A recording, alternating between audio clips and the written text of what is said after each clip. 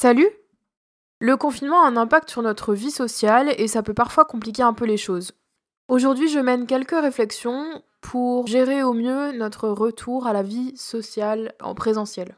Au départ, la question que je me suis posée, c'était: peut-on oublier comment se comporter avec les gens? Et j'ai très vite abandonné cette question pour plusieurs raisons. La première, c'est que ça voudrait dire qu'il y a une manière de se comporter, une espèce de recette magique pour sociabiliser, ce qui n'est pas le cas, il y a une infinité de manières de faire. Deuxièmement, ça voudrait dire que certains savent comment se comporter dans toutes les situations, ce qui est impossible. Il y a toujours une situation où tu es moins à l'aise et où tu sais pas comment faire. Même les gens qui, par exemple, se font des amis facilement et tout ça, ont des situations où ils se sentent pas en confort. Et pourtant, sur Reddit, il y a beaucoup de sujets de personnes qui disent qu'elles savent pas comment s'y prendre pour interagir avec d'autres personnes et pour sociabiliser. Et j'ai vu le témoignage d'une psychologue qui racontait que le problème, c'est que moins tu sociabilises, moins tu sais faire. C'est comme quand t'apprends quelque chose. Pour refaire, faut être reconfronté à la situation. Donc ce que je te propose dans cet épisode, c'est de prendre un peu de recul, parce que pour le moment, on peut faire que ça, on peut pas vraiment sociabiliser autrement que par téléphone et visio, sur à quoi pourrait ressembler notre retour à la vie sociale. C'est de faire le point sur tes relations, de te poser la question de savoir à qui tu as parlé pendant ce confinement, à qui tu n'as pas parlé, et comment tu te sens par rapport à ces deux groupes de personnes.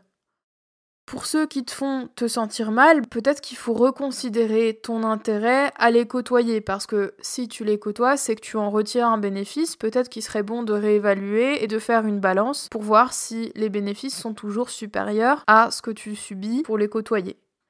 Ce qui compte là-dedans, c'est ton ressenti à toi. C'est drôle parce qu'au moment où je te dis ça, je vois ma notif Reddit qui m'invite à trouver des nouveaux amis si ceux que j'ai actuellement voient pas ma valeur, c'est assez amusant.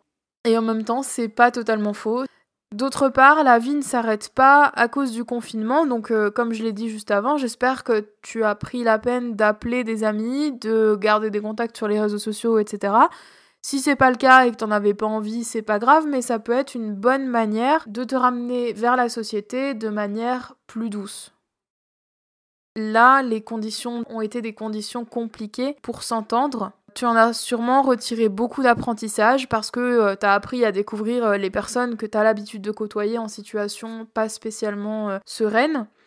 Et donc, tu as peut-être pu rencontrer des frictions, peut-être que vous vous êtes un peu embrouillés, mais garde à l'esprit que ça n'a rien à voir avec ta relation normale et habituelle, parce qu'on est vraiment dans une situation exceptionnelle et que chacun gère comme il peut.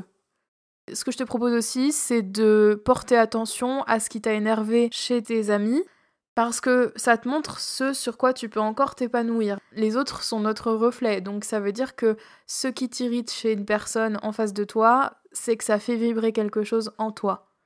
Évidemment, si l'anxiété par rapport au fait de revoir des gens est trop importante, c'est super important de te faire aider.